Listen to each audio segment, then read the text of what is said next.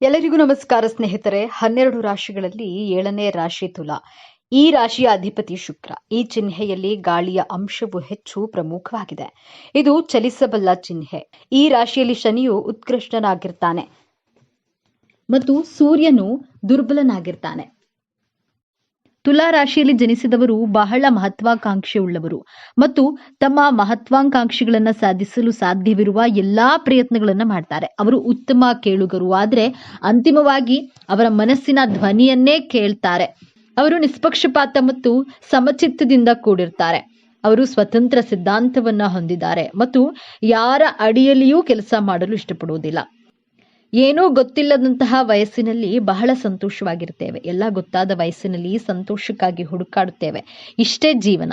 ತುಲಾ ರಾಶಿಯವರು ನಿಮ್ಮ ಜೀವನದಲ್ಲಿ ಈ 5 ಅಭ್ಯಾಸಗಳನ್ನು ಬದಲಾಯಿಸಿಕೊಳ್ಳುವುದರ ಮೂಲಕ ಸಂತೋಷವಾಗಿರಬಹುದು ಎಂಬಂತಹ ವಿಚಾರವನ್ನ ಈ ವಿಡಿಯೋದಲ್ಲಿ ತಿಳಿಸಿಕೊಡಲಿದ್ದೇನೆ. ಅದಕ್ಕೂ ಮುಂಚೆ ನೀವಿನ್ನು ನಮ್ಮ ಚಾನೆಲ್ಗೆ ಸಬ್ಸ್ಕ್ರೈಬ್ ಆಗಿಲ್ಲ ಅಂದ್ರೆ ಈಗಲೇ ಸಬ್ಸ್ಕ್ರೈಬ್ ಆಗಿ, ಹಾಗೆ ವಿಡಿಯೋಗೆ ಲೈಕ್ ಮಾಡಿ, ವಿಡಿಯೋವನ್ನ ಸ್ಕಿಪ್ ಮಾಡದೆ ಕೊನೆ ತನಕ ನೋಡಿ. ಎಲ್ಲರೂ ಭಕ್ತಿಯಿಂದ ಜೈ ಶುಕ್ರದೇವ ಅಂತ ಕಾಮೆಂಟ್ ಮಾಡಿ. ಕಾಲಪುರುಷನ ಕುಂಡಲಿಯಲ್ಲಿ ತುಲಾ ರಾಶಿ 7ನೇ ರಾಶಿಯಾಗಿದೆ. ಈ ರಾಶಿಯ ಅಧಿಪತಿ ದೈತ್ಯ ಗುರು ಶುಕ್ರ ಗ್ರಹ. ಇದು ವಾಯುತತ್ವ ರಾಶಿಯಾಗಿದೆ. ತುಲಾ ರಾಶಿಯವರು ಬದಲಾಯಿಸಿಕೊಳ್ಬೇಕಾದಂತಹ ಮೊದಲನೆಯ ಗುಣ ನಿಮ್ಮ ಹಠದ ಸ್ವಭಾವ. 90% ತುಲಾ ರಾಶಿಯವರಲ್ಲಿ ಹಠದ ಸ್ವಭಾವವಿರುತ್ತೆ. ನಿಮ್ಮ ಹಠದಿಂದ ನಿಮ್ಮ ಸ್ನೇಹದಲ್ಲಿ, ಲವ್ ಲೈಫ್ನಲ್ಲಿ, ಮ್ಯಾರಿಡ್ ಲೈಫ್ನಲ್ಲಿ, ವರ್ಕಿಂಗ್ ಪ್ಲೇಸ್ನಲ್ಲಿ ಪ್ರಾಬ್ಲಮ್ಗಳನ್ನ ನೀವೇ ಕ್ರಿಯೇಟ್ ಮಾಡ್ಕೊಳ್ತೀರಾ. ನೀವು ನಿಮ್ಮ ಹಠವನ್ನ ಬಿಟ್ರೆ ನಿಮ್ಮ ಸಂಬಂಧಗಳು ಸುಧಾರಿಸುತ್ತವೆ. ನಿಮ್ಮ ಪ್ರೀತಿ, ವೈವಾಹಿಕ ಜೀವನ ಲಾಂಗ್ ಟರ್ಮ್ ವರೆಗೂ ಇರುತ್ತದೆ. ನಿಮ್ಮ ಎದುರುಗಡೆ ಇರುವಂತಹ ವ್ಯಕ್ತಿಗಳು ನಿಮ್ಮನ್ನ ಮತ್ತಷ್ಟು ಚೆನ್ನಾಗಿ ಅರ್ಥ ಮಾಡಿಕೊಂಡು ನಿಮ್ಮ ಜೊತೆ ಪ್ರೀತಿ ವಿಶ್ವಾಸದಿಂದ ಇರಲು ಸಹಾಯವಾಗುತ್ತದೆ. ನಿಮ್ಮ ಜೀವನದಲ್ಲಿ ನಿಜವಾದ ಪ್ರೀತಿ, ಸ್ನೇಹ ಸಿಕ್ಕರೆ ನೀವು ಬಹಳ ಸಂತೋಷವಾಗಿರಬಹುದು. ತುಲಾ ರಾಶಿಯವರು ಬದಲಾಯಿಸಿಕೊಳ್ಬೇಕಾದಂತಹ 2ನೇ ಅಭ್ಯಾಸ, ಬೇರೆಯವರ ಜೊತೆ ಕಂಪೇರ್ ಮಾಡಿಕೊಳ್ಳುವಂತಹ ಅಭ್ಯಾಸವನ್ನ ಬದಲಾಯಿಸಿಕೊಳ್ಬೇಕು. ಪ್ರತಿಯೊಂದು ವಿಚಾರದಲ್ಲಿಯೂ ಎದುರುಗಡೆ ಇರುವಂತಹ ವ್ಯಕ್ತಿಗಳ ಜೊತೆ, ಸ್ನೇಹಿತರ ಜೊತೆ, ಸಂಬಂಧಿಕರ ಜೊತೆ ಕಂಪೇರ್ ಮಾಡಿಕೊಳ್ಳೋದನ್ನ ಬಿಡಬೇಕು. ತುಲಾ ರಾಶಿಯವರಿಗೆ ಲಕ್ಸುರಿಯಸ್ ಥಿಂಗ್ಸ್ಗಳು ಬಹಳ ಅಟ್ರಾಕ್ಟ್ ಮಾಡುತ್ತವೆ. ತುಲಾ ರಾಶಿಯವರಿಗೆ ತುಂಬಾ ಡಿಮ್ಯಾಂಡ್ಸ್ಗಳು ಇರುತ್ತವೆ. ತುಂಬಾ ಆಸೆಗಳನ್ನ ಇಟ್ಕೊಂಡಿರ್ತಾರೆ. ನಿಮ್ಮ ನಿರೀಕ್ಷೆಗಳನ್ನ ಹಾಗೂ ಹೋಲಿಕೆ ಮಾಡುವ ಅಭ್ಯಾಸವನ್ನ ಬದಲಾಯಿಸಿಕೊಂಡ್ರೆ ನೀವು ನಿಮ್ಮ ಜೀವನದಲ್ಲಿ ಸಂತೋಷವಾಗಿರಬಹುದು. ತುಲಾ ರಾಶಿಯವರು ಬದಲಾಯಿಸಿಕೊಳ್ಬೇಕಾದಂತಹ 3ನೆಯ ಅಭ್ಯಾಸ ನಿಮಗೆ ಬಹಳ ಪ್ರಿಯವಾದಂತಹ ಅಭ್ಯಾಸ. ಇದು ಯಾವುದು ಎಂದ್ರೆ ಸೋಮಾರಿತನ, ಆಲಸ್ಯ ಗುಣ. ನೀವು ರಾತ್ರಿ ನಿದ್ದೆ ಮಾಡುವ ಮುಂಚೆ ಅಂದುಕೊಳ್ತೀರಾ, ನಾಳೆ ನಾನು ಈ ಟೈಮಿಗೆ ಎದ್ದೇಳಲೇಬೇಕು, ಈ ಟಾಸ್ಕ್ಗಳನ್ನ ಕಂಪ್ಲೀಟ್ ಮಾಡಲೇಬೇಕು ಅಂದ್ಕೊಳ್ತೀರಾ. ಆದ್ರೆ ನಾಳೆ ಬೆಳಗ್ಗೆ ಆದ್ಮೇಲೆ ನೀವು ನಿಮ್ಮ ಆಲಸ್ಯದ ಗುಣದಿಂದ ಆ ಟಾರ್ಗೆಟ್ಗಳನ್ನ ಕಂಪ್ಲೀಟ್ ಮಾಡೋದಕ್ಕೆ ಕಷ್ಟ ಆಗುತ್ತೆ. ವೃಷಭ ರಾಶಿ ಹಾಗೂ ತುಲಾ ರಾಶಿ, ಈ 2 ರಾಶಿಗಳು ಶುಕ್ರನ ಅಧಿಪತ್ಯದ ರಾಶಿಗಳು. ತುಂಬಾ ಆಲಸ್ಯ ಗುಣ, ಲೇಜಿನೆಸ್ ರಾಶಿಗಳು ಅಂತಾನೆ ಹೇಳಬಹುದು. ಬಟ್ ನೀವು ಮಾಡಲೇಬೇಕು ಈ ಕೆಲಸ ಅಂದುಕೊಂಡ್ರೆ ನಿಮ್ಮ ಮನಸ್ಸಿಗೆ ಬಹಳ ಸಂತೋಷ ಕೊಡುವಂತಹ ಕೆಲಸ ಕಾರ್ಯಗಳನ್ನ ನಿಮ್ಮ ಇಷ್ಟದ ಹಾಗೆ ಮಾಡ್ತೀರಾ. ಯಾರಾದ್ರೂ ನಿಮ್ಮ ಮೇಲೆ ಬಲವಂತವಾಗಿ ಒತ್ತಡವನ್ನ ಹೇರಿದ್ರೆ ನೀವು ಯಾವುದೇ ಕಾರಣಕ್ಕೂ ಆ ಕೆಲಸಗಳನ್ನ ಮಾಡೋದಿಲ್ಲ. ನಿಮ್ಮ ಆಲಸ್ಯ ಸಮಯವನ್ನ ಮುಂದೂಡುವಂತಹ ಗುಣವನ್ನ ಬದಲಾಯಿಸಿಕೊಂಡ್ರೆ ನಿಮ್ಮ ಪರ್ಸನಲ್ ಲೈಫ್ ಮತ್ತು ಪ್ರೊಫೆಷನಲ್ ಲೈಫ್ ನಲ್ಲಿ ಸಕ್ಸಸ್ ಜೀವನದಲ್ಲಿ ಸಂತೋಷವಾಗಿರ್ತೀರಾ. ತುಲಾ ರಾಶಿಯವರು ಬದಲಾಯಿಸಿಕೊಳ್ಬೇಕಾದಂತಹ 4ನೆಯ ಅಭ್ಯಾಸ, ತುಂಬಾ ಮೂಡ್ ಸ್ವಿಂಗ್ಸ್ ಮಾಡ್ಕೊಳ್ತಾ ಇರ್ತೀರಾ. ನಿಮ್ಮ ಮನಸ್ಸನ್ನ ಒಂದೊಂದು ಬಾರಿ ಒಂದೊಂದು ರೀತಿಯಲ್ಲಿ ಆಲೋಚನೆ ಮಾಡಲು ಪ್ರಾರಂಭ ಮಾಡುತ್ತೆ. ನಿಮ್ಮ ಭಾವನೆಗಳ ಏರಿಳಿತದಿಂದ ನಿಮ್ಮ ಮ್ಯಾರಿಡ್ ಲೈಫ್, ಎಜುಕೇಶನ್, ಜಾಬ್ ಹಾಗೂ ಬಿಸ್ನೆಸ್, ಪ್ರೊಫೆಷನಲ್ ಲೈಫ್ ಇದರ ಮೇಲೆ ಕೆಟ್ಟ ಪ್ರಭಾವವನ್ನ ಬೀರುತ್ತೆ. ನೀವು ತುಂಬಾ ಮೂಡಿಯಾಗಿರ್ತೀರಾ. ನಿಮ್ಮ ಮೂಡ್ ಸ್ವಿಂಗ್ಸ್ ಅನ್ನ ಕಂಟ್ರೋಲ್ ಮಾಡಿಕೊಳ್ಳಲೇಬೇಕು. ಸ್ಟೇಬಲ್ ಆಗಿರಬೇಕು. ಪ್ರಾಕ್ಟಿಕಲ್ ಆಗಿ ಯೋಚಿಸಿದ್ರೆ ನಿಮ್ಮ ಜೀವನದಲ್ಲಿ ನೀವು ತುಂಬಾ ಸಂತೋಷವಾಗಿರ್ತೀರಾ. ತುಲಾ ರಾಶಿಯವರು ಬದಲಾಯಿಸಿಕೊಳ್ಬೇಕಾದಂತಹ 5ನೆಯ ಅಭ್ಯಾಸ, ನಿಮ್ಮ ಹತ್ತಿರ ಯಾವುದು ಇದೆಯೋ, ಸಂಬಂಧಗಳೇ ಆಗ್ಲಿ, ಐಷಾರಾಮಿ ವಸ್ತುಗಳೇ ಆಗಿರ್ಲಿ, ಮನೆ, ಸೈಟ್, ಕಾರು ಯಾವುದೇ ಆಗ್ಲಿ, ತೃಪ್ತಿ ಇರೋದಿಲ್ಲ. ಅತೃಪ್ತರಾಗಿರ್ತೀರಾ. ಇನ್ನ ಬೆಸ್ಟ್ ಸೈಟ್ ತಗೊಳ್ಬೇಕಿತ್ತು, ಇನ್ನು ಲಕ್ಸುರಿ ಮನೆಯನ್ನ ಕಟ್ಟಬೇಕಿತ್ತು, ಇನ್ನು ಬ್ರ್ಯಾಂಡೆಡ್ ಕಾರ್ನ ತಗೋಬೋದಿತ್ತು ಎಂಬಂತಹ ಅತೃಪ್ತ ಭಾವ ನಿಮ್ಮ ಬಳಿ ಯಾವ ವಸ್ತುಗಳು ಇದೆಯೋ ಅದರಲ್ಲಿ ತೃಪ್ತಿ ಪಡೋದನ್ನ ಕಲಿಯಬೇಕು. ಇಲ್ಲದಿದ್ರೆ ಸಂಬಂಧಗಳಲ್ಲಿಯೂ ಇನ್ನೂ ಬೆಸ್ಟ್ ಲೈಫ್ ಪಾರ್ಟ್ನರ್ ಸಿಗಬೇಕಿತ್ತು, ಇನ್ನು ಬೆಸ್ಟ್ ಜಾಬ್ ಸಿಗಬೇಕಿತ್ತು ಎಂಬಂತಹ ಅತೃಪ್ತ ಭಾವದಿಂದಿರುವಂತಹ ಸಂಬಂಧಗಳು, ಜಾಬ್ ಹಾಗೂ ಬಿಸ್ನೆಸ್ ನಲ್ಲಿ ಆಸಕ್ತಿಯನ್ನ ಕಳೆದುಕೊಳ್ತೀರಾ. ಮನಸ್ಸಿಗೆ ಕಿರಿಕಿರಿ ಆಗುತ್ತೆ. ಭಗವಂತ ಕೊಟ್ಟಿರೋದ್ರಲ್ಲಿಯೇ ತೃಪ್ತಿ ಪಡ್ತೇನೆ ಎಂಬಂತಹ ಕೃತಜ್ಞತಾ ಭಾವವನ್ನ ಸಲ್ಲಿಸಬೇಕು. ಆಗ ನೀವು ನಿಮ್ಮ ಜೀವನದಲ್ಲಿ ಬಹಳ ಸಂತೋಷವಾಗಿರ್ತೀರಾ. ಮೇಲೆ ಹೇಳಿದಂತಹ 5 ಅಭ್ಯಾಸಗಳನ್ನ ನಿಮ್ಮಲ್ಲಿದ್ರೆ ಬದಲಾಯಿಸಿಕೊಳ್ಳಲು ಪ್ರಯತ್ನ ಮಾಡಿ. ನೀವು ತುಲಾ ರಾಶಿಯಲ್ಲಿಯೇ ಜನಿಸಲು ಕಾರಣವೇನು ಎಂದು ನೋಡೋಣ. ನಮ್ಮ ಪೂರ್ವ ಜನ್ಮವನ್ನ ವಿಮರ್ಶಿಸಲು ನಮ್ಮ ಕುಂಡಲಿಯು ಪಂಚಮ ಸ್ಥಾನವನ್ನ ವಿಮರ್ಶೆ ಮಾಡಬೇಕು. ನಿಮ್ಮ ಪಂಚಮ ಸ್ಥಾನದಲ್ಲಿ ಕುಂಭರಾಶಿ ಬರುತ್ತೆ. ಕುಂಭರಾಶಿ ವಾಯುತತ್ವ ರಾಶಿಯಾಗಿ ಹಿಂದಿನ ಜನ್ಮದಲ್ಲಿ ಜ್ಞಾನವಂತರಾಗಿದ್ದು ನೀವು ಯಾತ್ರೆಯನ್ನ ಮಾಡಿರೋದಿಲ್ಲ. ಆದ್ದರಿಂದ ಈ ಜನ್ಮದಲ್ಲಿ ತುಲಾ ರಾಶಿಯಲ್ಲಿ ಜನಿಸಿರ್ತೀರಾ. ತುಲಾ ರಾಶಿಯವರಿಗೆ ಟ್ರಾವೆಲಿಂಗ್ ಮಾಡೋದು ಅಂದ್ರೆ ಪಂಚಪ್ರಾಣ. ಧಾರ್ಮಿಕ ಯಾತ್ರೆಗಳನ್ನ ಮಾಡಿರ್ತೀರಾ. ಶುಕ್ರ ನಿಮ್ಮ ರಾಶಿಯ ಅಧಿಪತಿಯಾಗಿರೋದ್ರಿಂದ ಮೋಜು ಮಸ್ತಿ ಟ್ರಾವೆಲಿಂಗ್ ಎಲ್ಲವನ್ನ ಮಾಡ್ತೀರಾ. ಎಲ್ಲರ ಜೊತೆ ಬೆರೆತು ಬಾಳ್ತೀರಾ. ನೀವು ನಿಮ್ಮ ಜೀವನವನ್ನ ಬಹಳ ಆನಂದಮಯವಾಗಿ ಕಳೆಯುತ್ತೀರಾ. ಜೀವನದಲ್ಲಿ ಹಣದಿಂದ ಏನನ್ನಾದ್ರೂ ಖರೀದಿ ಮಾಡಬಹುದು, ಆದ್ರೆ ಮನಸ್ಸು ಹಾಗೂ ಭಾವನೆ ಪ್ರೀತಿಯನ್ನ ಖರೀದಿ ಮಾಡಲು ಸಾಧ್ಯವಿಲ್ಲ. ಈ ಸತ್ಯ ನಿಮಗೆ ತಿಳಿದಿದೆ.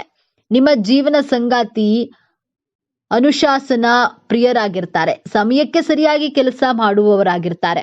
ನೀವು ಅವರಿಗೆ ವಿರುದ್ಧವೆಂಬಂತೆ ಜೀವನವನ್ನ ಎಂಜಾಯ್ ಮಾಡಬೇಕು, ಸಂತೋಷವಾಗಿ ಬದುಕಬೇಕು ಅಂದ್ಕೊಳ್ಳೋದ್ರಿಂದ ನಿಮ್ಮಿಬ್ಬರ ಮಧ್ಯೆ ವೈಮನಸ್ಸುಗಳು ಬರುತ್ತವೆ. ನೀವು ನಿರೀಕ್ಷಿಸಿದಂತಹ ಪ್ರೀತಿ ನಿಮಗೆ ಸಿಗದೆ ನಿರಾಶರಾಗ್ತೀರಾ. ನಿಮ್ಮ ಕಲ್ಪನೆಗಳಿಗೆ ಭಾವನೆಗಳಿಗೆ ಮಿಡಿಯುವ ಜೀವನ ಸಂಗಾತಿಯನ್ನ ಬಯಸ್ತೀರಾ.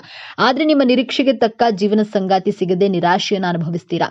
ಕಷ್ಟ, ನಿರಾಶೆ, ದುಃಖ ಏನೇ ಬರಲಿ ಜೀವನವನ್ನ ಸರಿಸಮಾನವಾಗಿ ನಿಭಾಯಿಸುವಂತಹ ಕಲೆ, ಬುದ್ಧಿವಂತಿಕೆ ನಿಮ್ಮಲ್ಲಿ ಕಾಣಬಹುದು. ನಕ್ಷತ್ರದ ಆಧಾರದ ಮೇಲೆ ನಿಮ್ಮ ಗುಣ ಸ್ವಭಾವವನ್ನ, ಅಭಿರುಚಿಗಳನ್ನ ಬದಲಾಗುತ್ತವೆ. ಚಿತ್ತ ನಕ್ಷತ್ರದಲ್ಲಿ ಜನಿಸಿದವರಿಗೆ ಯಾರಾದ್ರೂ ವಾಯ್ಸ್ ರೈಸ್ ಮಾಡಿ ಮಾತನಾಡಿದ್ರೆ ಇಷ್ಟವಾಗೋದಿಲ್ಲ. ಅವರ ವಿರುದ್ಧ ತಿರುಗಿ ಬಿದ್ದು ಮಾತನಾಡ್ತೀರಾ. ಇವರು ಬ್ಯೂಟಿ ಕಾನ್ಶಿಯಸ್ ಪರ್ಸನ್ ಆಗಿರ್ತಾರೆ. ಯಾವ ರೀತಿ ಡ್ರೆಸ್ಗಳನ್ನ ವೇರ್ ಮಾಡ್ಕೊಳ್ಬೇಕು, ಹೇರ್ ಸ್ಟೈಲ್ ಬಗ್ಗೆ ತುಂಬಾ ಕ್ಯಾಶುಯಲ್ ಆಗಿರ್ತಾರೆ. ತುಂಬಾ ಸೆಲೆಕ್ಟಿವ್ ಆಗಿರ್ತಾರೆ.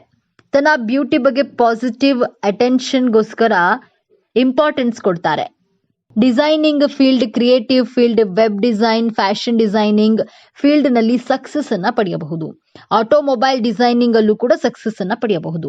ಚಿತ್ತಾ ನಕ್ಷತ್ರದವರು ಫ್ಯಾಮಿಲಿ ಓರಿಯೆಂಟೆಡ್ ಪರ್ಸನ್ ಆಗಿರ್ತಾರೆ. ಎಲ್ಲರನ್ನ ಕುರುಡರಾಗಿ ನಂಬೋದಿಲ್ಲ. ಯಾಕೆ ಅಂದ್ರೆ ಜೀವನದಲ್ಲಿ ಮೋಸ ಹೋಗಿರುವಂತಹ ಕಾರಣದಿಂದಾಗಿ ಯಾರನ್ನೂ ಸುಲಭವಾಗಿ ನಂಬೋದಿಲ್ಲ.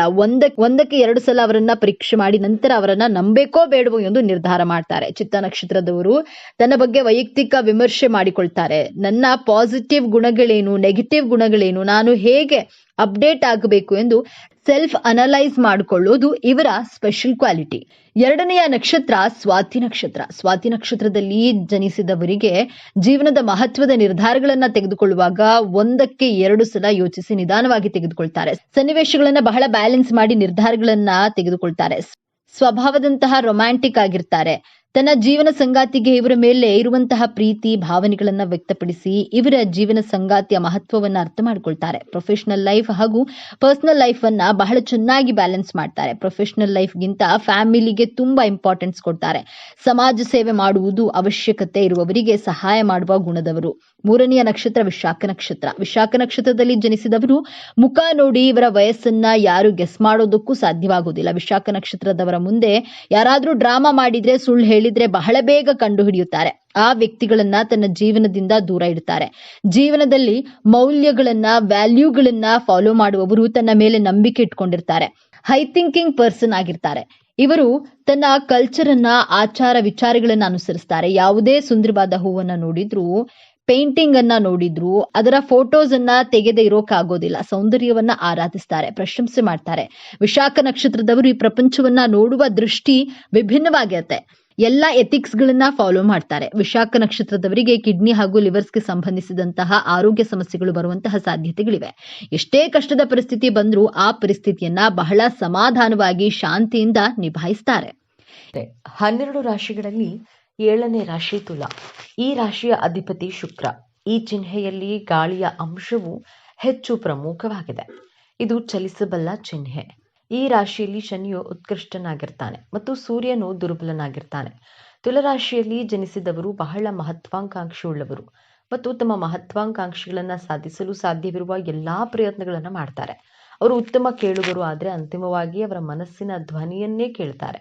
ಅವರು ನಿಷ್ಪಕ್ಷಪಾತ ಮತ್ತು ಸಮಚಿತ್ತದಿಂದ ಕೂಡಿರ್ತಾರೆ. ಅವರು ಸ್ವತಂತ್ರ ಸಿದ್ಧಾಂತವನ್ನ ಹೊಂದಿರ್ತಾರೆ ಮತ್ತು ಯಾರ ಅಡಿಯಲ್ಲಿಯೂ ಕೆಲಸ ಮಾಡಲು ಇಷ್ಟಪಡುವುದಿಲ್ಲ. ಪ್ರೀತಿಗಿಂತ ಜೊತೆಗಿರುವಂತಹ ಸ್ನೇಹ ಚಂದ, ಕಾಣುವ ಕನಸಿಗಿಂತ ಕಾಣದಿರುವ ಕಲ್ಪನೆ ಚಂದ, ಬರೆಯುವ ಬರಹಕ್ಕಿಂತ ಅಳಿಸಲಾಗದ ನೆನಪು ಚಂದ. ಇಷ್ಟು ಸಮಯದಿಂದ ಪರಿಚಯವಿದ್ದೀರಿ ಎನ್ನುವುದು ಗೆಳೆತನವಲ್ಲ, ಎಷ್ಟು ಚೆನ್ನಾಗಿ ಅರ್ಥ ಮಾಡ್ಕೊಂಡಿದ್ದೀರಿ ಅನ್ನೋದು ನಿಜವಾದ ಸ್ನೇಹ. ತುಲಾ ರಾಶಿಯ ಬಂಧುಗಳೇ, ಈ ವಿಡಿಯೋವನ್ನ ನೀವು ಈಗ ನೋಡ್ತಿದ್ರೆ ಇದು ಆಕಸ್ಮಿಕವಾಗಿ ನಿಮ್ಮ ಮುಂದೆ ಬಂದಿಲ್ಲ. ಇದು ನಿಮ್ಮ ಇಷ್ಟ ದೈವವು ನಿಮಗೆ ಕಳುಹಿಸುತ್ತಿರುವಂತಹ ದಿವ್ಯ ಸಂದೇಶ. ನಿಮ್ಮ ಜೀವನದಲ್ಲಿ ಒಂದು ದೊಡ್ಡ ಕಾಂತಿ ನಡೆಯಲಿದೆ. ಇಷ್ಟು ದಿನ ಒಂಟಿಯಾಗಿ ಕುಳಿತು ಕಣ್ಣೀರು ಹಾಕಿದ್ದೀರಿ, ಅವಮಾನಗಳನ್ನ ಸಹಿಸಿದ್ದೀರಿ, ಪ್ರತಿ ರೂಪಾಯಿಗೂ ಲೆಕ್ಕ ಹಾಕುವಂತಹ ಆರ್ಥಿಕ ಸಂಕಷ್ಟವನ್ನು ಅನುಭವಿಸಿದ್ದೀರಿ ಅಲ್ವೇ? ಈ ಎಲ್ಲಾ ಕಷ್ಟಗಳಿಗೆ, ನೋವುಗಳಿಗೆ, ಅನುಮಾನಗಳಿಗೆ ಈಗ ಪ್ರತಿಫಲ ಸಿಗುವ ಸಮಯ ಬಂದಿದೆ. ನಿಮ್ಮ ಜೀವನದ ದಿಕ್ಕು ಯಶಸ್ಸಿನ ಉತ್ತುಂಗಕ್ಕೆ ಏರಲಿದೆ ಅಥವಾ ಮತ್ತೆ ಪಾತಾಳಕ್ಕೆ ಬೀಳಲಿದೆಯೇ ಅಂತ ತಿಳಿಯೋಣ. ಇದರ ಜೊತೆಗೆ ಒಂದು ಕಠಿಣ ಸವಾಲು ನಿಮ್ಮ ಮುಂದೆ ಬರಲಿದೆ. ಅದರಿಂದ ಪಾರಾಗೋದು ಹೇಗೆ ತಿಳಿಯಲು ಈ ವಿಡಿಯೋವನ್ನ ಕೊನೆಯವರೆಗೂ ನೋಡಿ. ಇದರ ಜೊತೆ ಒಂದು ಕಠಿಣ ಸವಾಲು ನಿಮ್ಮ ಮುಂದೆ ಬರಲಿದೆ. ಅದರಿಂದ ಪಾರಾಗೋದು ಹೇಗೆ ತಿಳಿಯಲು ಈ ವಿಡಿಯೋನ ಕೊನೆವರೆಗೂ ನೋಡಿ ಮತ್ತು ನಿಮ್ಮ ಜೀವನ ಬದಲಾಗಲಿ ಎಂದು ಸಂಕಲ್ಪ ಮಾಡುತ್ತಾ ತಪ್ಪದೆ ಶ್ರೀ ಮಂಜುನಾಥ ಸ್ವಾಮಿ ಎಂದು ಕಾಮೆಂಟ್ ಮಾಡಿ, ಹಾಗೆ ವಿಡಿಯೋ ಲೈಕ್ ಮಾಡಿ. ತುಲಾರಾಶಿಯ ಚಿಹ್ನೆ ತಕ್ಕಡಿ. ಇದು ಕೇವಲ ಒಂದು ಚಿಹ್ನೆಯಲ್ಲ, ಇದು ತುಲಾರಾಶಿಯವರ ಸಂಪೂರ್ಣ ಜೀವನದ ಸಾರ ತಕ್ಕಡಿಯಂತೆ. ಜೀವನದಲ್ಲಿ ಪ್ರತಿಯೊಂದು ಅಂಶದಲ್ಲೂ ಸಮತೋಲನವನ್ನ ಹುಡುಕ್ತಾರೆ. ಪ್ರೀತಿ, ದ್ವೇಷ, ಸರಿ, ತಪ್ಪು, ಭಾವನೆ, ಬುದ್ಧಿ ಎಲ್ಲವನ್ನ ಅಳೆದು ತೂಗಿಯೇ ನಿರ್ಧಾರ ತೆಗೆದುಕೊಳ್ತಾರೆ. ಇದೇ ಗುಣ ಇವರನ್ನ ನ್ಯಾಯವಂತ ಮತ್ತು ನಿಷ್ಪಕ್ಷಪಾತ ವ್ಯಕ್ತಿಯನ್ನಾಗಿ ಮಾಡುತ್ತೆ. ಆದ್ರೆ ಇದೇ ಗುಣವೇ ಅವರ ದೊಡ್ಡ ದೌರ್ಬಲ್ಯವೂ ಹೌದು. ಅದರ ಬಗ್ಗೆ ಮುಂದೆ ನೋಡೋಣ. ಈ ರಾಶಿ ಅಧಿಪತಿ ಶುಕ್ರದೇವ. ಶುಕ್ರನನ್ನ ಪ್ರೀತಿ, ಸೌಂದರ್ಯ, ಕಲೆ, ಐಷಾರಾಮಿ ಜೀವನ ಮತ್ತು ಸಂಬಂಧಗಳ ಕಾರಕ ಎಂದು ಕರೆಯಲಾಗುತ್ತೆ. ಹಾಗಾಗಿಯೇ ತುಲಾರಾಶಿಯವರಿಗೆ ಹುಟ್ಟಿನಿಂದಲೇ ಒಂದು ಆಕರ್ಷಕ ವ್ಯಕ್ತಿತ್ವ, ಕಲಾತ್ಮಕ ಹೃದಯ ಮತ್ತು ಎಲ್ಲರನ್ನ ಪ್ರೀತಿಸುವ ಗುಣ ರಕ್ತದಲ್ಲಿಯೇ ಬಂದಿರುತ್ತೆ. ಜಗಳ, ವಾದ, ಸಂಘರ್ಷವನ್ನ ಇವರು ದೂರದಿಂದಲೇ ದ್ವೇಷಿಸ್ತಾರೆ. ಶಾಂತಿ ಮತ್ತು ಸೌಹಾರ್ದತೆ ಇವರ ಜೀವನದ ಮೂಲ ಮಂತ್ರ. ಮೇಲ್ನೋಟಕ್ಕೆ ಇವರು ಸದಾ ಸಂತೋಷವಾಗಿ ಎಲ್ಲರೊಂದಿಗೆ ಬೆರೆಯುತ್ತಾ ಯಾವುದೇ ಚಿಂತೆ ಇಲ್ಲದೆ ಇರುವಂತೆ ಕಾಣ್ತಾರೆ. ಮೊದಲಿಗೆ ಇಷ್ಟು ದಿನ ನೀವು ಯಾಕೆ ಇಷ್ಟೊಂದು ಕಷ್ಟ ಅನುಭವಿಸಿದ್ದೀರಿ ಎಂದು ನೋಡೋಣ. ತುಲಾರಾಶಿಯವರು ನ್ಯಾಯ ಮತ್ತು ಸಮತೋಲನದ ಪ್ರತೀಕ. ಆದ್ರೆ ಕಳೆದ ಕೆಲವು ಸಮಯದಿಂದ ವಿಶೇಷವಾಗಿ ಶನಿ ಭಗವಾನನ ಸಂಚಾರ ಮತ್ತು ರಾಹುಕೇತುಗಳ ಪ್ರಭಾವದಿಂದ ನಿಮ್ಮ ಜೀವನದ ಸಮತೋಲನವೇ ತಪ್ಪಿ ಹೋಗಿತ್ತು. ನೀವು ನಂಬಿದವರೇ ನಿಮಗೆ ಮೋಸ ಮಾಡಿದ್ರು. ನೀವು ಒಳ್ಳೆಯದು ಮಾಡಲು ಹೋದ್ರೂ ಅದು ಕೆಟ್ಟದಾಗಿ ಪರಿಣಮಿಸಿತು. ಕೈ ಹಾಕಿದ ಕೆಲಸಗಳಲ್ಲಿ ಕೇವಲ ವಿಘ್ನಗಳು, ಹಣ ಕೈಯಲ್ಲಿ ನಿಲ್ಲುತ್ತಿರಲಿಲ್ಲ, ಅನಾರೋಗ್ಯದ ಸಮಸ್ಯೆಗಳು, ಕುಟುಂಬದಲ್ಲಿ ಸಣ್ಣ ಸಣ್ಣ ವಿಷಯಗಳಿಗೂ ದೊಡ್ಡ ದೊಡ್ಡ ಜಗಳಗಳು, ಮಾನಸಿಕ ನೆಮ್ಮದಿ ಸಂಪೂರ್ಣವಾಗಿ ಹಾಳಾಗಿತ್ತು. ಇದಕ್ಕೆಲ್ಲ ಕಾರಣ ಕೇವಲ ನಿಮ್ಮ ಕೆಟ್ಟ ಸಮಯವಲ್ಲ, ಅದು ನಿಮ್ಮ ಕರ್ಮದ ಪರೀಕ್ಷೆಯಾಗಿತ್ತು. ಗ್ರಹಗಳ ಹಿಡಿತದಲ್ಲಿ ನೀವು ಅನುಭವಿಸಬೇಕಾದಂತಹ ಕಷ್ಟಗಳನ್ನು ಅನುಭವಿಸಿ ಈಗ ನೀವು ಶುದ್ಧವಾಗಿದ್ದೀರಿ. ಆ ಪರೀಕ್ಷೆಯ ಸಮಯ ಈಗ ಮುಗಿಯುತ್ತಿದೆ. ಈಗ ಗುರುಬಲದ ಕೃಪೆ ಮತ್ತು ಇತರ ಶುಭ ಗ್ರಹಗಳ ಸಂಯೋಜನೆಯಿಂದ ಮುಂದಿನ ದಿನಗಳು ನಿಮ್ಮ ಜೀವನದ ಸುವರ್ಣ ಪುಟಗಳಾಗಲಿವೆ. ಇಷ್ಟು ದಿನ ನಿಮ್ಮ ವೃತ್ತಿ ಜೀವನದಲ್ಲಿ ನೀವು ಎಷ್ಟೇ ಕಷ್ಟಪಟ್ಟರೂ ಅದಕ್ಕೆ ತಕ್ಕ ಪ್ರತಿಫಲ, ಪ್ರಶಂಸೆ ಸಿಗ್ತಿರ್ಲಿಲ್ಲ. ಕಚೇರಿಯಲ್ಲಿ ನಿಮ್ಮನ್ನ ಕಡೆಗಣಿಸಲಾಗ್ತಿತ್ತು. ಆದ್ರೆ ಈಗ ನಿಮ್ಮ ಮೇಲಾಧಿಕಾರಿಗಳೇ ನಿಮ್ಮನ್ನ ಗುರುತಿಸುವ ಸಮಯ ಬಂದಿದೆ. ನಿಮ್ಮ ಪ್ರತಿಭೆಗೆ ತಕ್ಕ ಸ್ಥಾನಮಾನ, ಪ್ರಮೋಷನ್ ಅಥವಾ ದೊಡ್ಡ ಜವಾಬ್ದಾರಿ ನಿಮ್ಮನ್ನ ಹುಡುಕಿಕೊಂಡು ಬರಲಿದೆ. ಯಾರು ಉದ್ಯೋಗ ಬದಲಾವಣೆ ಮಾಡಬೇಕು ಎಂದು ಯೋಚಿಸ್ತಿದ್ರೋ ನಿಮಗೆ ನಿರೀಕ್ಷೆ ಮಾಡದಿರದ ಕಡೆಯಿಂದ ದೊಡ್ಡ ಸಂಬಳದ ಅದ್ಭುತವಾದ ಅವಕಾಶ ಬಾಗಿಲು ತಟ್ಟಲಿದೆ. ನಿಮ್ಮ ವೃತ್ತಿ ಜೀವನದ ಸ್ಥಿರತೆ ಎತ್ತ ಸಾಗಲಿದೆ. ನಿಮ್ಮ ಏಳಿಗೆಯನ್ನ ಕಂಡು ಸಹಿಸದವರು, ನಿಮ್ಮ ಬೆನ್ನ ಹಿಂದೆ ಮಾತನಾಡಿದವರು, ನಿಮಗೆ ಗುಂಡಿ ತೊಡಿದ ಶತ್ರುಗಳ ಆಟ ಈಗ ಮುಗಿಯಲಿದೆ. ಆ ಶತ್ರುಗಳು ಯಾರೆಂದು ನಿಮಗೆ ಸ್ಪಷ್ಟವಾಗಿ ತಿಳಿಯುತ್ತೆ. ಆದ್ರೆ ನೀವು ಪ್ರತೀಕಾರ ತೀರಿಸಿಕೊಳ್ಳುವ ಅವಶ್ಯಕತೆ ಇರೋದಿಲ್ಲ. ಅವರ ಕರ್ಮವೇ ಅವರಿಗೆ ಶಿಕ್ಷೆ ನೀಡುತ್ತದೆ. ನಿಮ್ಮ ಮೌನವೇ ನಿಮ್ಮ ದೊಡ್ಡ ಅಸ್ತ್ರವಾಗಲಿದೆ. ಶತ್ರುಗಳು ತಾವಾಗಿಯೇ ನಿಮ್ಮ ದಾರಿಯಿಂದ ದೂರ ಸರಿಯಲಿದ್ದಾರೆ. ದಾಂಪತ್ಯದಲ್ಲಿ ಬಿರುಕು ಮೂಡಿತ್ತು. ಸಣ್ಣ ಸಣ್ಣ ಮಾತುಗಳು ದೊಡ್ಡ ದೊಡ್ಡ ಜಗಳಕ್ಕೆ ಕಾರಣವಾಗ್ತಿದ್ದವು. ಇಬ್ಬರ ನಡುವೆ ಅನಾವಶ್ಯಕ ಅನುಮಾನಗಳು ಮೂಡಿದವು. ಆದ್ರೆ ಈ ಉತ್ತಮ ಸಮಯದಲ್ಲಿ ಆ ಎಲ್ಲಾ ತಪ್ಪು ತಿಳುವಳಿಕೆಗಳು ದೂರವಾಗಲಿವೆ. ನಿಮ್ಮ ಸಂಗಾತಿಯು ನಿಮ್ಮನ್ನು ಸಂಪೂರ್ಣವಾಗಿ ಅರ್ಥ ಮಾಡಿಕೊಳ್ಳುವರು. ಸಂಬಂಧದಲ್ಲಿ ಹೊಸ ಚೈತನ್ಯ ಮೂಡಲಿದೆ. ಪ್ರೀತಿ, ವಿಶ್ವಾಸ 100ರಷ್ಟು ಹೆಚ್ಚಾಗಲಿದೆ. ಅವಿವಾಹಿತರಿಗೆ ಕಂಕಣ ಭಾಗ್ಯ ಕೂಡಿ ಬಂದು ಬಹಳ ಉತ್ತಮವಾದ ಸಂಬಂಧಗಳು ನಿಶ್ಚಯವಾಗುವ ಯೋಗವಿದೆ. ನಿಮ್ಮ ಮಕ್ಕಳ ವಿದ್ಯಾಭ್ಯಾಸದ ಬಗ್ಗೆ ನಿಮಗೆ ದೊಡ್ಡ ಚಿಂತೆಯಾಗಿತ್ತು. ಅವರ ಹಠಮಾರಿತನ, ಓದಿನಲ್ಲಿ ಗಮನ ಇಲ್ಲದಿರುವುದು ನಿಮ್ಮನ್ನ ಕಾಡ್ತಿತ್ತು. ಇದೀಗ ಅವರಲ್ಲಿ ಅದ್ಭುತವಾದ ಸಕಾರಾತ್ಮಕ ಬದಲಾವಣೆಯನ್ನ ಕಾಣುವಿರಿ. ಅವರೇ ಜವಾಬ್ದಾರಿಯಿಂದ ಓದಲು ಪ್ರಾರಂಭಿಸ್ತಾರೆ, ಉತ್ತಮ ಫಲಿತಾಂಶಗಳನ್ನು ತರ್ತಾರೆ. ಇನ್ನ ಸಂತಾನ ಭಾಗ್ಯಕ್ಕೆ ಕಾಯ್ತಿದ್ದ ತುಲಾರಾಶಿಯ ದಂಪತಿಗಳಿಗೆ ನಿಮ್ಮ ಪ್ರಾರ್ಥನೆ ದೇವರಿಗೆ ತಲುಪಿದೆ. ಶುಭ ಸುದ್ದಿಯನ್ನ ನೀವು ಕೇಳುವ ಸಾಧ್ಯತೆ ಅತ್ಯಂತ ಪ್ರಬಲವಾಗಿದೆ. ವರ್ಷಗಳಿಂದ ನಿಮ್ಮನ್ನ ಕಾಡುತ್ತಿದ್ದ ಆ ಕೋರ್ಟು ಕೇಸು, ಆಸ್ತಿ ವಿವಾದ ಅಥವಾ ಯಾವುದೇ ಕಚೇರಿ ಸಂಬಂಧಿತ ತೊಂದರೆಗಳು ಈಗ ಅಂತ್ಯ ಕಾಣಲಿದೆ. ಈ 45 ದಿನಗಳಲ್ಲಿ ನಿಮಗೆ ಆಶ್ಚರ್ಯವಾಗುವ ರೀತಿಯಲ್ಲಿ ಈ ತೀರ್ಪು ನಿಮ್ಮ ಪರವಾಗಿ ಬರಲಿದೆ. ಅಥವಾ ಕೋರ್ಟಿನ ಹೊರಗಡೆ ಅತ್ಯಂತ ಸೌಹಾರ್ದಯುತವಾಗಿ ಸಮಸ್ಯೆ ಬಗೆಹರಿಯಲಿದೆ. ನ್ಯಾಯದೇವತೆಯೇ ಆಗಿರುವ ತುಲಾರಾಶಿ ನಿಮಗೆ ಈಗ ನಿಜವಾದ ನ್ಯಾಯ ಸಿಗಲಿದೆ. ನೀವು ಕಷ್ಟದಲ್ಲಿದ್ದಾಗ ಸಹಾಯ ಮಾಡಿದ್ದೀರಿ, ಆದರೆ ಆ ಹಣ ವಾಪಸ್ ಬಾರದೆ ನೀವು ಮತ್ತಷ್ಟು ಸಂಕಷ್ಟಕ್ಕೆ ಸಿಲುಕಿರ್ತೀರಿ. ನೀವು ಕೊಟ್ಟ ಹಣವನ್ನ ಮರೆತೇ ಬಿಟ್ಟಿದ್ದೀರಿ, ಆದರೆ ಈಗ ಯಾರು ನಿಮಗೆ ಹಣ ವಾಪಸ್ ಕೊಡಬೇಕಿತ್ತೋ ಅವರೇ ನಿಮ್ಮನ್ನ ಹುಡುಕಿಕೊಂಡು ಬಂದು ನಿಮ್ಮ ಹಣವನ್ನ ಮರಳಿಸಲಿದ್ದಾರೆ. ಮುಳುಗಿ ಹೋದ ಹಣ ವಾಪಸ್ ಬರುವುದು ಖಚಿತ. ಹೌದು, ನೀವು ಸರಿಯಾಗಿ ಕೇಳಿದ್ದೀರಿ. ನಿಮಗೆ ಅನಿರೀಕ್ಷಿತ ಮೂಲಗಳಿಂದ ಧನಾಗಮನವಾಗಲಿದೆ. ಅದು ಪಿತ್ರಾರ್ಜಿತ ಆಸ್ತಿಯಿಂದ ಬರಬಹುದು, ಹಳೆಯ ಹೂಡಿಕೆಯಿಂದ ಮೂಲಕ ಬರಬಹುದು, ಅಥವಾ ಲಾಟರಿ, ಷೇರು ಮಾರುಕಟ್ಟೆಯಿಂದಲೂ ಲಾಭವಾಗುವ ಸಾಧ್ಯತೆ ಇದೆ. ನಿಮ್ಮ ಆರ್ಥಿಕ ಮುಗ್ಗಟ್ಟು ಸಂಪೂರ್ಣವಾಗಿ ದೂರವಾಗಿ ಹಣದ ಹರಿವು ಹೆಚ್ಚಾಗಲಿದೆ.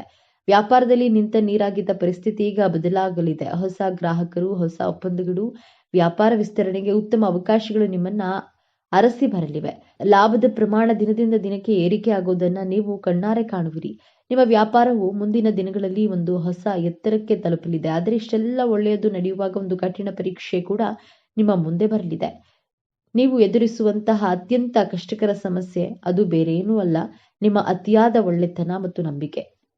ಹೌದು, ನಿಮ್ಮ ಜೀವನ ಈಗ ಹಳಿಗೆ ಮರಳುತ್ತಿದೆ ಎಂದು ತಿಳಿದ ತಕ್ಷಣ ಇಷ್ಟು ದಿನ ನಿಮ್ಮಿಂದ ದೂರವಿದ್ದ, ನಿಮ್ಮನ್ನ ಅವಮಾನಿಸುತ್ತಿದ್ದ ಅಥವಾ ನಿಮಗೆ ಮೋಸ ಮಾಡಿದ ಹಳೆಯ ಸಂಬಂಧಿಕರು ಅಥವಾ ಸ್ನೇಹಿತರು ಮತ್ತೆ ನಿಮ್ಮ ಜೀವನದಲ್ಲಿ ಪ್ರವೇಶಿಸಲು ಪ್ರಯತ್ನಿಸ್ತಾರೆ. ಅವರು ನಿಮ್ಮ ಬಳಿ ಬಂದು ತುಂಬಾ ನಾಟಕೀಯವಾಗಿ ಕ್ಷಮೆ ಕೇಳಬಹುದು ಅಥವಾ ನಿಮಗೆ ಹಣದ ಸಹಾಯವನ್ನ ಕೇಳಬಹುದು. ನಿಮ್ಮ ಯಶಸ್ಸಿನಲ್ಲಿ ಪಾಲುದಾರರಾಗಲು ಪ್ರಯತ್ನಿಸಬಹುದು. ಈ ಸಮಯದಲ್ಲಿ ನಿಮ್ಮ ಮೃದು ಹೃದಯವು ಅವರನ್ನ ಮತ್ತೆ ನಂಬಲು ಪ್ರೇರೇಪಿಸುತ್ತೆ. ನೀವು ಅಯ್ಯೋ ಪಾಪ ಎಂದು ಮತ್ತೊಮ್ಮೆ ಅವರಿಗೆ ಸಹಾಯ ಮಾಡಲು ಹೋದ್ರೆ ನೀವು ಗಳಿಸಿದ ಎಲ್ಲಾ ಯಶಸ್ಸು, ಹಣ ಮತ್ತು ನೆಮ್ಮದಿ ಮತ್ತೆ ನಿಮ್ಮ ಕೈತಪ್ಪಿ ಹೋಗುವ ದೊಡ್ಡ ಅಪಾಯವಿದೆ. ಇದು ಶನಿ ಭಗವಾನನು ಕೊಡುವ ಕೊನೆಯ ಪರೀಕ್ಷೆ. ಈ ಪರೀಕ್ಷೆಯಲ್ಲಿ ಪಾರಾಗುವುದು ಹೇಗೆ? ಪರಿಹಾರ ತುಂಬಾ ಸರಳವಾಗಿದೆ. ಈ ದಿನಗಳಲ್ಲಿ ಪ್ರತಿ ಶನಿವಾರ ನಿಮ್ಮ ಮನೆಯಲ್ಲಿ ಅಥವಾ ಆಂಜನೇಯ ದೇವಸ್ಥಾನದಲ್ಲಿ ಒಂದು ಎಳ್ಳೆಣ್ಣೆ ದೀಪವನ್ನ ಹಚ್ಚಿ, ದೇವರೇ ನನಗೆ ಸಂಪತ್ತನ್ನ ಕೊಡೋದಕ್ಕಿಂತ ಹೆಚ್ಚಾಗಿ ಯಾರು ಸರಿ ಯಾರು ತಪ್ಪು ಎಂದು ಗುರುತಿಸುವ ವಿವೇಚನೆ ಮತ್ತು ಜ್ಞಾನವನ್ನ ಕೊಡು, ಕೆಟ್ಟ ಜನರಿಂದ ದೂರವಿರುವ ಧೈರ್ಯವನ್ನ ಕೊಡು ಎಂದು ಪ್ರಾರ್ಥಿಸಿಕೊಳ್ಳಿ. ನಿಮ್ಮ ಬಳಿ ಸಹಾಯ ಕೇಳಿ ಬರುವ ಹಳೆಯ ಶತ್ರುಗಳಿಗೆ ಇಲ್ಲ ಎಂದು ಹೇಳೋದನ್ನ ಕಲಿಯಿರಿ. ಈ ಒಂದು ಇಲ್ಲ ಎಂಬ ಶಬ್ದ ನಿಮ್ಮ ಮುಂದಿನ ಜೀವನವನ್ನ ಕಾಪಾಡುತ್ತೆ. ತುಲಾರಾಶಿಯವರೇ, ನೀವು ಅನುಭವಿಸಿದ ನೋವುಗಳಿಗೆ ಈಗ ಪ್ರತಿಫಲ ಸಿಗಲಿದೆ. ನೀವು ಪಾತಾಳಕ್ಕೆ ಬೀಳೋದಿಲ್ಲ, ಖಂಡಿತವಾಗಿಯೂ ಯಶಸ್ಸಿನ ಉತ್ತುಂಗಕ್ಕೆ ಏರ್ತೀರಿ. ಈ ವಿಡಿಯೋ ನಿಮಗೆ ತಲುಪಿದೆ ಅಂದ್ರೆ ಅದು ನಿಮ್ಮ ಇಷ್ಟ ದೈವದ ಸಂಕೇತ. ನಿಮ್ಮ ಒಳ್ಳೆಯ ದಿನಗಳು ಪ್ರಾರಂಭವಾಗಲಿವೆ. ಈ ದೈವಿಕ ಸಂದೇಶವನ್ನ ಸ್ವೀಕರಿಸಿ ನಿಮ್ಮ ಎಲ್ಲಾ ಕಷ್ಟಗಳು ಕರಗಿ ಹೋಗಲಿ ಎಂದು ಹಾರೈಸುತ್ತಾ, ಮರೆಯದೆ ನಿಮ್ಮ ಇಷ್ಟ ದೇವರ ಅಥವಾ ಕುಲದೇವರ ಹೆಸರನ್ನ ಕಾಮೆಂಟ್ ಮಾಡಿ. ಸರ್ವೇ ಜನೋ ಸುಖಿನೋ ಭವಂತು. ಇದೇ ತರಹದ ಜ್ಯೋತಿಷ್ಯಕ್ಕೆ ಸಂಬಂಧಪಟ್ಟಂತಹ ವಿಡಿಯೋ ನೋಡಲು ನಮ್ಮ ಚಾನೆಲ್ಗೆ ಸಬ್ಸ್ಕ್ರೈಬ್ ಆಗಿ, ಈ ವಿಡಿಯೋಗೆ ಲೈಕ್ ಮಾಡಿ, ಶೇರ್ ಮಾಡಿ.